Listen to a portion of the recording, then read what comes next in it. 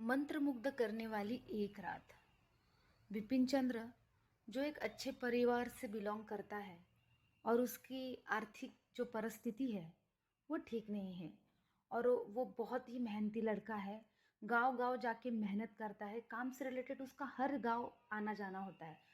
पुराने गांव, शहर, शहर से लेके गांव। बहुत ही लॉयल और अपने काम से बहुत ही एक निष्ठता से काम करने वाला एक अच्छा सा तरुण है। लेकिन एक दिन उसे पता चलता है कि उसी के काम से रिलेटेड उसको अर्जेंसी जाना पड़ रहा है और उसका काम का जाना बहुत ज़रूरी है। तो वो सोच लेता है कि मैं अभी इसी वक्त चला जाऊंगा। और ना वो दिन देखता है ना रात देखता है और तुरंत निकल पड़ता है अपनी मंजिल की ओर। और ऐसे ही जब वो जा रहा रहता है तो जिस मंजिल पे उसे पहुंचना पड़ता है उससे पहले एक बहुत पुराना गांव आता है और उसी रास्ते से वो चला जा रहा है। अब आगे की कहानी बिपिन चंद्र की जुबानी। बहुत सारी वर्षाव हो रही थी।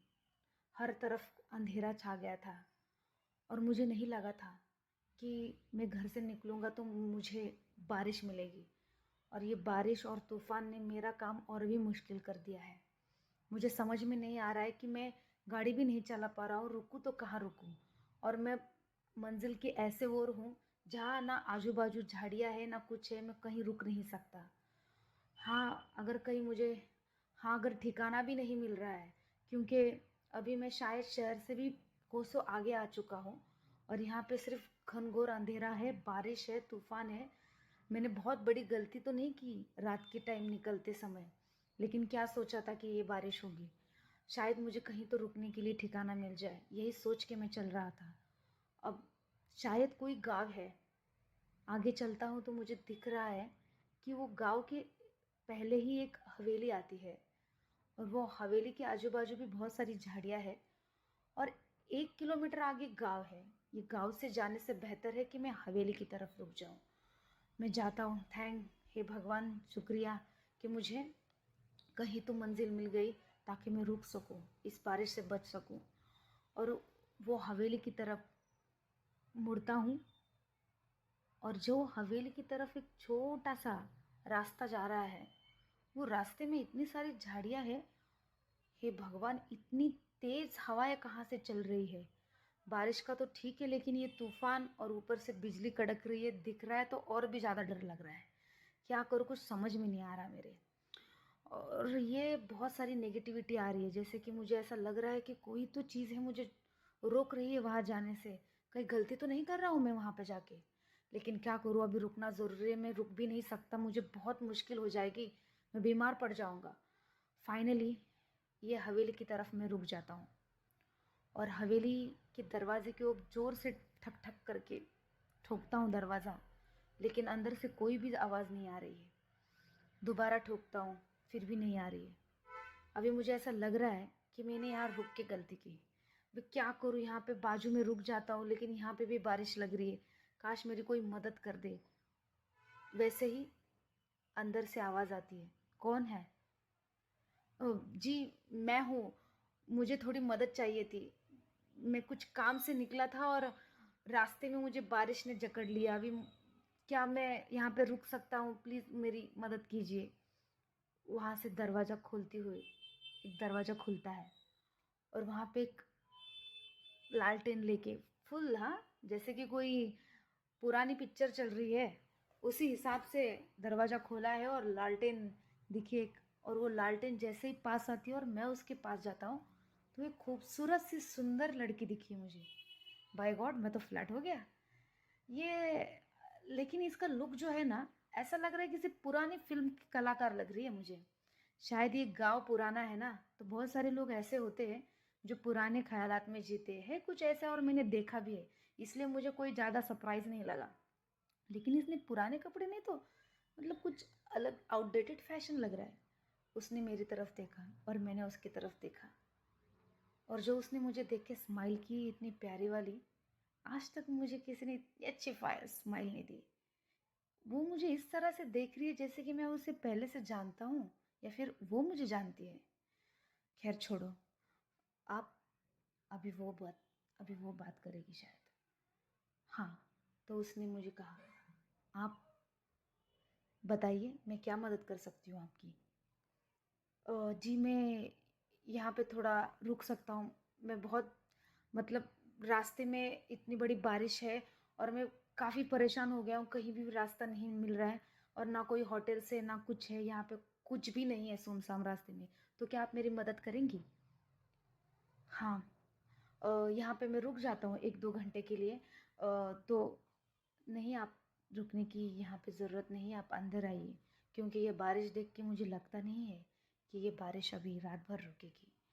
ओह! ठीक है, तो मैं अंदर आ सकता हूँ। जी, धन्यवाद। और ऐसे ही पीछे से एक आवाज़ आती है ओल्ड मैन की, "निरुपमा, कौन है? इतनी रात गए और तुमने क्यों दरवाज़ा खोला? रामू को तो आने देती, इतनी क्या जल्दी थी?" भाऊजी, एक लड़का है, परेशान दिख रहा है, बारिश भी है काफ़ी, तो मैं उसे अंदर बुला रही हूँ। अंदर बुला रही हो? अरे लेकिन नहीं, अच्छे घर का लगता है और यहाँ पे कोई रास्ता भी नहीं है। और ठीक है, रामू भी आ जाता है और वो उसके पिताजी भी, और वो लोग, मैं अंदर जाता हूँ और मुझे जो हवेली का अंदर का स्ट्रक्चर कुछ दिखाई तो नहीं दे रहा था साफ साफ, पर बहुत अच्छा था। पुरानी हवेली जो रहती है ना, उसी तरह मेंटेन किया था उसको। और मैं अंदर जाता हूँ और तीनों जन मुझे देखते हैं, शायद वो उनके पिताजी रहेंगे। मैं अंदर आता हूँ और वो जो लड़की है वो मुझे कहती है कि आइए, अंदर आइए, आप काफ़ी भीग चुके हैं। रामू, ज़रा पानी लाना। और जैसे ही रामू पानी लाता है, वैसे वो पानी में फटाफट पी लेता हूँ। मैं काफ़ी थक गया था और मैं काफ़ी भूखा हुआ था, मुझे बहुत भूख लगी थी, मैं क्या करूँ मुझे समझ में नहीं आ रहा था। तभी जो लड़की है वो उसने शायद मुझे देख लिया कि इसे शायद भूख लगी, और वो मेरी तरफ देख के वो रामू को कहती है कि रामू, जाओ खाना लगा दूँ। और उनके पिताजी सिर्फ मुझे घूरते रहते हैं, कुछ बात नहीं करते। और फिर मुझे लगता है थैंक गॉड, मुझे एटलीस्ट खाना तो मिलेगा, मैं बहुत भूखा था। फिर बाद में वो खाना लगा देता है, मैं टेबल पे जाता हूँ और मुझे लगता है कि शायद वो मुझे रात का बचा हुआ कुछ खाना देता होगा, लेकिन वैसा तो नहीं था, उसने तीनों के लिए खाना लगाया था। और उसके पिताजी आए और वो लड़की बैठी और खाना लगाया, और मैंने घड़ी को देखा तो 12:30 बज चुके थे। मैंने कहा ज़्यादातर गांव के लोग तो बहुत जल्दी खाना खाते हैं, 8-9 बजे, 12:30। पर मुझे रहा नहीं गया, तो मैंने उससे पूछा कि सर, आप इतने जल्दी मतलब इतने लेट खाना खा रहे हो? अ, तो तुरंत मेरी बात काटते हुए वो जो लड़की है उसने कहा कि नहीं, मेरी माँ है, तो वो थोड़ी बीमार रहती है, तो उसी के कमरे में हम बात कर रहे थे, तो थोड़ा देर हो गई।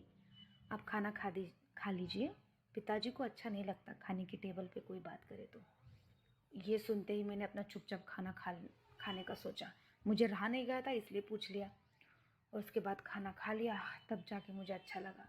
बाहर आके सब जो उनका दीवान था, जो उनका जहाँ पे सब लोग बैठते हैं मेज़, वो दीवान में जाके हम सब बैठे और उनके जो पिताजी हैं, फिर उन्होंने बात की, कौन से गांव से हो आप?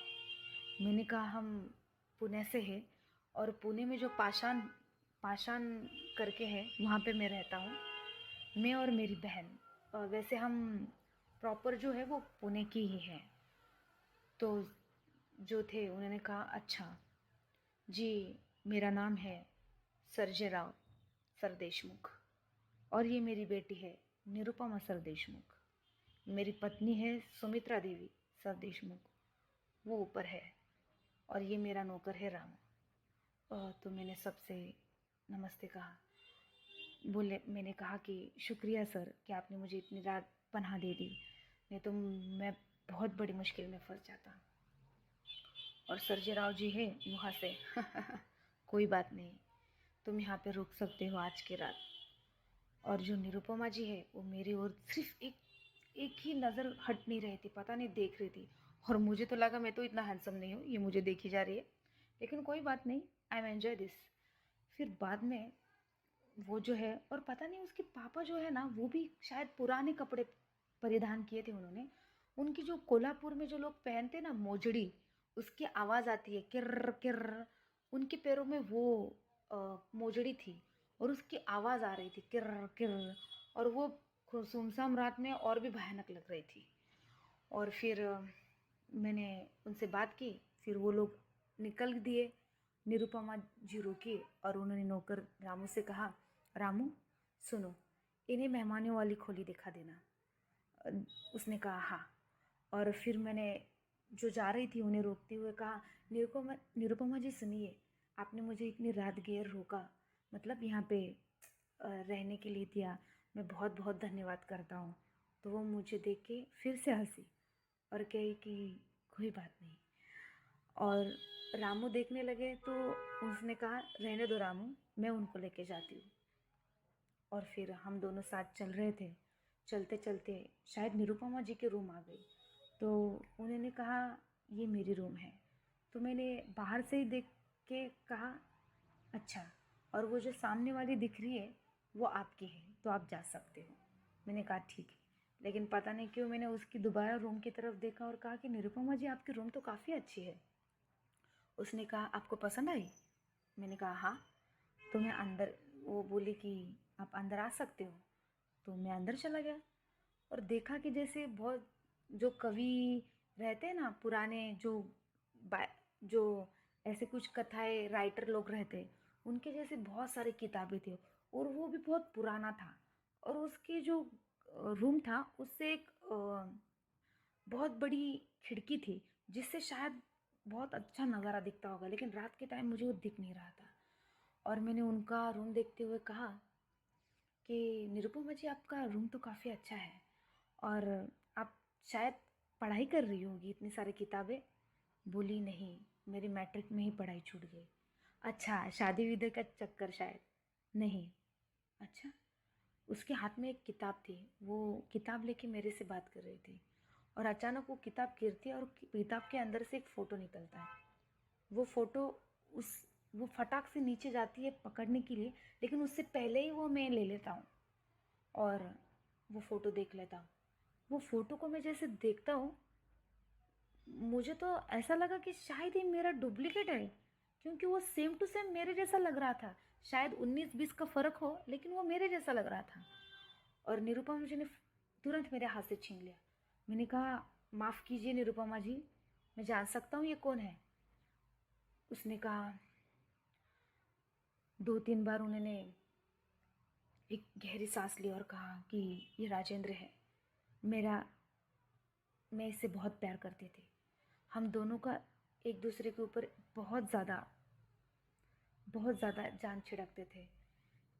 मैंने कहा ठीक है, फिर क्या हुआ निरुपमा जी? कुछ नहीं, यही बात मेरे पिताजी को पता चल गई और इसीलिए उन्होंने राजेंद्र को गांव से मार भगाया। और मैं सब रिश्ते नाते तोड़ के, सब कुछ तोड़ के उसके पीछे चली गई। और उसने मुझे कहा कि हम दोनों भाग जाएंगे और भाग के शादी कर लेंगे इस दुनिया से दूर। और मैं भी तैयार हो गई। लेकिन जिस दिन हमें जाने का था, उस दिन जाके मैं उस जगह पे रुकी। मैं काफ़ी सुबह से लेकर शाम हुई, लेकिन वो दिन भर में कभी नहीं आया। मैं उसकी राह देख देख के वहीं पे थक के घर वापस लौट के आ गई। और आज तक मैं उसका इंतज़ार कर रही हूँ। मुझे ऐसा लगता है कि शायद वो कभी यहाँ पे आए और मुझे कहे कि निरुपमा चलो और हम शादी कर ले। मैं उसे बहुत ज़्यादा प्यार करती हूँ, बहुत, मतलब बहुत। इसीलिए मैंने अब तक शादी नहीं की। ये सुन के मैं बहुत शॉक्ड हो गया। मैंने कहा, ट्रू लव, वाह, कितनी अच्छी लड़की है। मेरे लिए उसके लिए मेरे दिल में उसके लिए रिस्पेक्ट बढ़ गई। और मैंने उससे कहा कि माफ़ कीजिए, मैंने पर्सनल सवाल आपको पूछे। शायद उसको मेरी लैंग्वेज समझ में नहीं आ रही थी, शायद उसको इंग्लिश में दिक्कत होती होगी। वो मुझे कुछ अजीब तरीके से, मैंने कहा माफ़ कर दीजिए कि मैंने आपको कुछ ज़्यादा सवाल पूछे। तो उसने कहा कोई बात नहीं।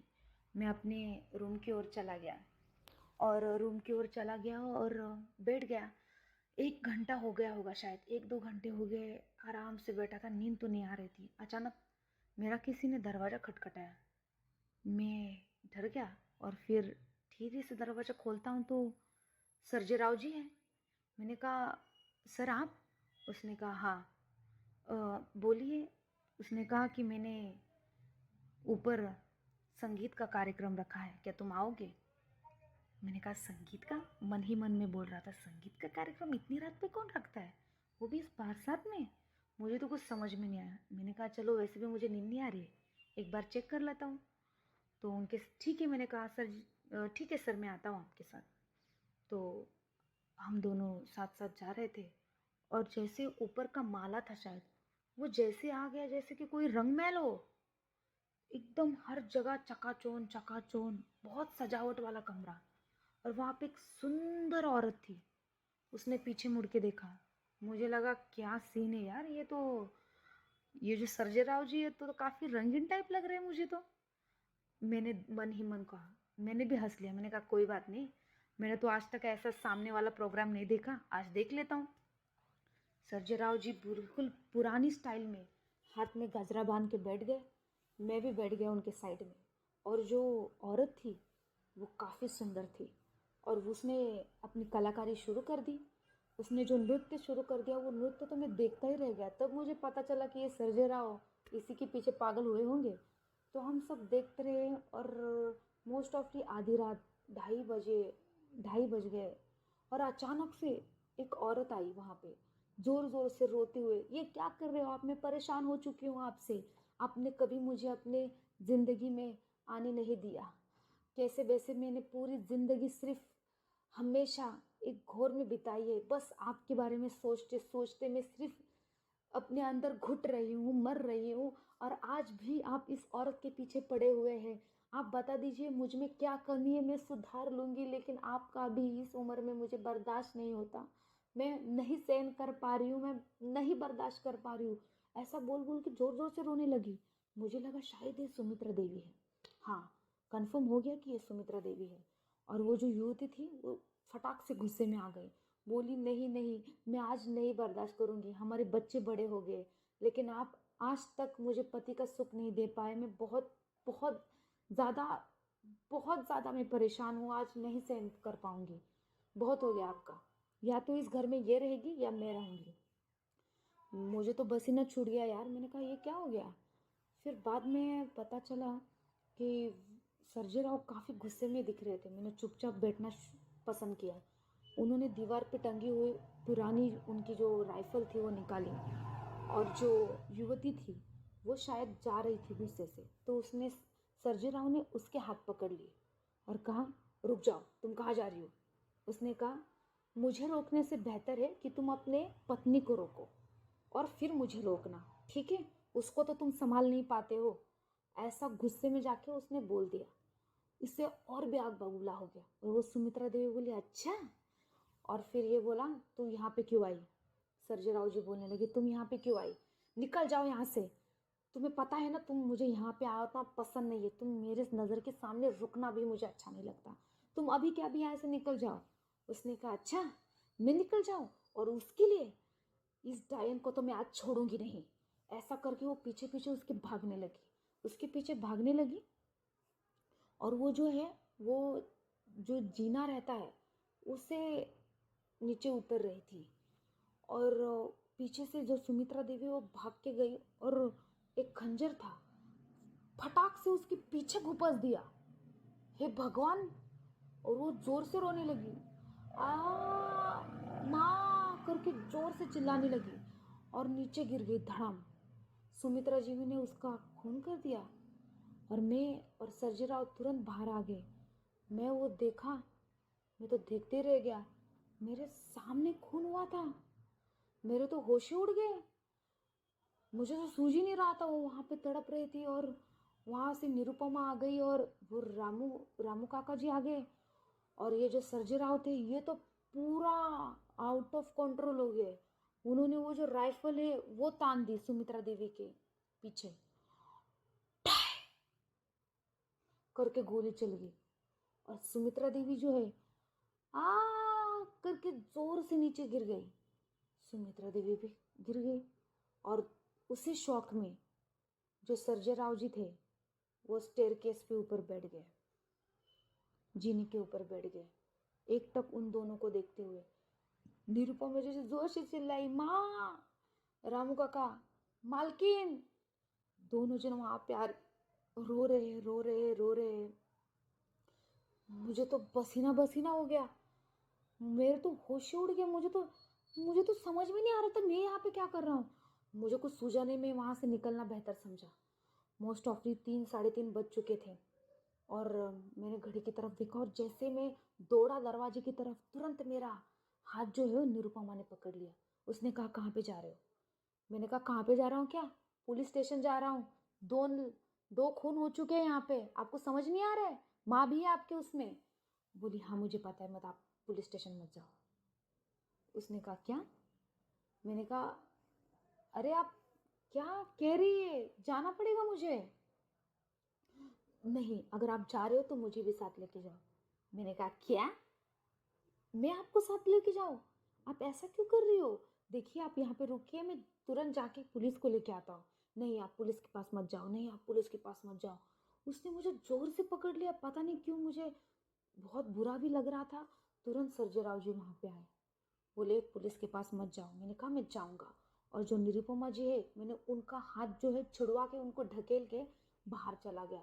और जैसे मैं बाहर गया, गाड़ी के पास जाता हूँ तो वहाँ से आवाज़ आई, अगर तुम एक कदम आगे बढ़ोगे तो मैं तुम्हारे ऊपर गोली चला दूंगा। मैंने कहा, क्या?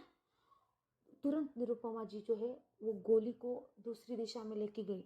नहीं, आप इसे नहीं मारोगे बाबूजी, आप इसे नहीं मारोगे, आप छोड़ दो, आप क्यों ऐसा कर रहे हो? हम परेशान हो गए, आपने आपने हमारी पूरी जिंदगी बर्बाद की, हम लोगों की पूरी जिंदगी बर्बाद किया। आपके इस करतूतों की वजह से आज माँ नहीं रही, कोई नहीं रहा इस घर में, और आपने पूरी जिंदगी जो है हमारी बर्बाद कर दी। और मैंने मैंने उधर देखने से पहले यहाँ से निकलना और भागना बेहतर समझा। जो मैंने गाड़ी को किक लगाई है, जूम करके निकल गया वहां से। और जो जो गांव था उसमें जाने की सोच रहा था। लगभग 4 बजे थे, 4 बजे के आसपास में वहाँ पे। और गांव में शायद लोग उठते हैं जल्दी, इसलिए मुझे 2 3 लोग दिखे तो मैंने कहा, यहाँ पे पुलिस स्टेशन कहाँ है, मुझे जल्दी बताओ जल्दी बताओ। उसने तुरंत कहा, देखिए वहाँ पे। पुलिस स्टेशन में गया, 4:30 सवा 4 बजे थे।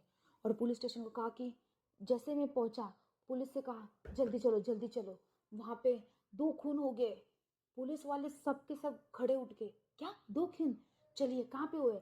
वो गांव के बाहर जो हवेली है ना, वहां पे हुए, चलिए जल्दी चलिए जल्दी चलिए, नहीं तो वो निरुपमा जी को भी मार देंगे। 1 मिनट, क्या नाम बताया आपने? निरुपमा? हाँ हाँ, ये सर्जेराव की हवेली बोल रहे हो तुम? हाँ हाँ, वही हवेली जो गांव के बाहर है। अच्छा, कोई बात नहीं, आप बैठ जाइए। ये सुन के वो लोग बोले, बैठ जाइए? मुझे समझ में नहीं आया। मैं बैठ गया, उन्होंने मुझे पानी दिया, मैंने पानी पिया। मैंने कहा, चलिए। वो बोले, नहीं आप रुकिए, थोड़ी देर में जाते हैं, 5:30 6 बजे। मैंने कहा, क्या? अरे वहां पे किसी की जान खतरे में है, और आप सवेरे की बात देख रहे हो राह? इम्पॉसिबल है, कैसे लोग हो आप? मैं वहां पे चिल्ला पुकार करने लगा। उसने कहा, नहीं आप यहाँ पे बैठ जाइए। मैं वहाँ पे बैठ गया, क्योंकि मैं कुछ कर नहीं सकता था, मैं इतना मजबूर हो चुका था कि मैं उनको गालियाँ देते बैठ गया। 6:30 7 बजे फाइनली मेरा जो गुस्सा है आउट ऑफ कंट्रोल हो गया। मैंने जो टेबल था, ठाड़ से उस पे ऊपर हाथ मारा। मैंने कहा, सर आप मेरे साथ चल रहे हो या मैं कुछ और करूँ? आपको समझ में नहीं आता, आप मेरे क्यों इतना परीक्षा ले रहे हैं? तो पुलिस वाले ने कहा, ठीक है रुकिए। 7:30 बज गए और मोस्ट ऑफ दिस हर जगह सवेरा हो चुका था। पुलिस वालों ने वैन निकाली, हम सब बैठ गए और हवेली की तरफ निकल पड़े। और जैसे ही हवेली आई, मैंने देखा ये वही तो रास्ता है जिस रास्ते से मैं आया था। ये रास्ता ऐसा क्यों बंजर क्यों पड़ गया है? और ये हवेली तो ऑलमोस्ट खंडर है। मुझे तो पागल हो पागल होने वाला था मैं ऑलमोस्ट। मैंने कहा, नहीं नहीं, मुझे यहाँ पे नहीं जाना है, क्योंकि मुझे एक जैसा डर लग रहा था। तो उन्होंने, पुलिस वालों ने भी मेरी बात मान ली और गाड़ी घुमा दी। और उसके बाद वो जो है, वो एक जो रास्ता था, जो हाईवे था, वहाँ पे जाके उसने वो गाड़ी रोक दी, जहाँ गांव भी नहीं था और हवेली भी नहीं थी। तब जाके मुझे सुकून मिला। मुझे वहाँ पे कुछ भी नहीं था और मैं एक पेड़ के नीचे बैठ गया। और जो पुलिस वाले थे उन्होंने पूछा, अच्छा बताओ क्या हुआ तुम्हारे साथ। मैंने उनको जो भी आप बीती थी, मेरे साथ जो रात भर हुआ, वो मैंने उनको बताया। पुलिस वालों ने मेरे कंधे पे हाथ रखा और कहा कि डरना मत। मैंने कहा नहीं, क्यों? ये जो तुम बता रहे हो ना कहानी, ये 50 साल पहले हो चुकी है। माय गॉड, 50 साल पहले? सर ये आप क्या कह रहे हो? ये सब मेरे साथ कल हुआ है। मैं रात में यहाँ पे रुका था, ये सब तमाशा मेरे साथ हुआ है, और आप कह रहे हो मुझे कि ये सिर्फ 50 साल हुआ है? जी हाँ, मैं आपको बताना चाहूँगा, ये जो आप कहानी बोल रहे हो, ये गांव के बच्चे बच्चे को पता है। क्योंकि ये जो सर्जे राव जी है, ये काफ़ी रईस थे इस गांव के। और इस गांव में, इस हवेली में जो घटना घटी थी, वो सबको पता है। यहाँ के बड़े बूढ़े कहते थे कि यहाँ पे ऐसा हुआ था। और ये जो साल आप बता रहे, ये जो बता रहे हो, ये 50 साल पुरानी बात है। और आपको बताना चाहूँगा कि आपके जैसे और 3-4 लोगों के साथ हो चुका है ये। 3-4 लोग, लेकिन उन लोगों की अवस्था जो है, उनकी सिचुएशन ऐसी थी कि वो बात नहीं कर पा रहे थे। उनको एडमिट करके, उनके ऊपर उपचार करके, और जाके फिर वो ठीक हुए। अभी वो उनकी लाइफ जी रहे हैं, वो सब लोग अच्छे हैं।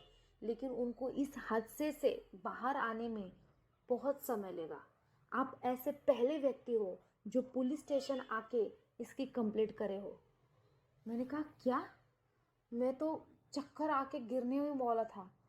फिर मैं एक 15-20 मिनट शांत रह के, फिर मेरे दिमाग से एक्चुअली नहीं जा रहा था, लेकिन मैंने भी वो सब कुछ मान लिया कि शायद एक, मुझे भी ऐसा लग रहा था कि मैंने कोई टाइम ट्रैवलर, जैसे टाइम ट्रैवल करते ना लोग, वैसे टाइम मशीन से मैं पीछे गया। मुझे भी ऐसा लग रहा था वो हवेली को देख के कि शायद ये हवेली इतनी पुरानी और इतनी मेंटेन कैसे है, और उसका सब स्ट्रक्चर पुराना था। तो पता नहीं क्यों मुझे थोड़ा सा ठीक हुआ, ठीक लगा कि शायद मैं संभल रहा हूँ। और मैंने खुद को संभाला और उनसे पूछा, सर्जेराव जी, उनका क्या हुआ? उन्होंने कहा कि सर्जेराव बहुत ही पैसे वाले थे और रिच। वो उसी की धुन में, जिस दिन सुमित्रा देवी को मारा और वो लड़की को मारा, उसी दिन उनको शौक लगा, उसी दिन वो मर गए। और जो निरुपमा जी थी, वो राजेंद्र जी से प्यार करती थी। उन्होंने उनका इंतज़ार किया, उनके इंतज़ार में राह देखते देखते वो नहीं रहे। और जो रामू काका थे, वो तो बूढ़े थे, वो वैसे ही चले गए। मैंने कहा क्या? ये फैमिली पूरी ख़त्म हो चुकी है। मैंने कहा ये मेरे साथ क्या हुआ? अगर मैं इससे सही संभाला, आज मैं सही सलामत हूँ, तो शायद वो निरुपमा जी के जैसा हूँ। मैंने पुलिस को बताया कि निरुपमा जी जो है, जिस लड़के से प्यार करती थी, शायद उसने मुझे उसमें देख लिया था, इसलिए वो मुझे बोल रही थी कि आप मुझे साथ ले चलो। उनकी वो आवाज़ मैं भूल नहीं पाऊँगा। वो मुझे कह रही थी कि मुझे भी साथ ले चलो। वो कितना प्यार करती थी उस लड़के से कि उसके हम शक्ल दिखने वाले लड़के से भी वो बोल पड़ी कि मुझे साथ ले चलो। मैं सिर्फ एक चीज़ के लिए दुखी था, वो था निरुपमा जी के लिए। और फिर मैंने पुलिस वालों से कहा कि सर, अभी ये दोबारा ना हो, इसके लिए आप यहाँ से, वो जो रास्ता जाता है उसमें एक कंपाउंड लगा दो और वहाँ पे पाटी डाल दो खतरे की, और यहाँ पे जाना मना है, यह हवेली पुरानी है, ऐसा कुछ उसमें लिख दो, ताकि कोई वहाँ पे जाए ना, और गांव की तरफ जाए, ना कि उस हवेली की तरफ जाए। और उन्होंने कहा हाँ, आपने जो सुझाव दिया हम वही करने वाले हैं। और फिर मैंने जाके प्रार्थना की। उन जो सर्जे राव जी थी, उनकी जो सर देशमुख फैमिली थी, उन सभी फैमिली के लिए मैंने प्रार्थना की। और पुलिस वालों ने मुझे जाने के लिए कहा, और मैंने उनका धन्यवाद कहा, और उनसे मैंने ये प्रॉमिस लिया कि वो ये मतलब खबरदारी लेंगे कि वहाँ पे दोबारा कोई ना जाए। फिर उन्होंने भी मुझे प्रॉमिस कर दिया, और फिर मैं अपनी मंजिल की तरफ निकल पड़ा। और जहाँ पे मुझे जाना था मैं वहाँ पे पहुँच गया, मेरा काम हुआ। मैं आते टाइम किसी और रास्ते से गया, लेकिन उस रास्ते से नहीं गया। और जब मैं घर पहुँचा, यही बात मैंने मेरी बहन को बताई। मेरी बहन तो शॉक हो गई थी, और हम जो भी फ्रेंड्स थे, सभी फ्रेंड्स के साथ मैंने ये बात शेयर की। लेकिन आज भी वो रात मैं भूल नहीं पाता हूँ। मुझे पुलिस ने कहा था कि जब भी बहुत ज़्यादा बरसाव मतलब जो बारिश होती है, बहुत ज़्यादा बारिश होती है जिस बारिश में इंसान का निकलना मुश्किल है, ऐसी बारिश में ऐसी घटना उस जो हवेली में घटती है, वो उसी सीन को दोबारा दोहराती है। उसी सीन को वो दोबारा दोहराती है जिस जो 50 साल पहले हुआ था, वो हमेशा 2-3 साल के बाद खुद को दोहराती है वो हवेली। और उसी टाइम में मैं फंस गया था। खैर छोड़ो, आपको कैसी लगी ये कहानी? मेरी कहानी सुनने के लिए धन्यवाद।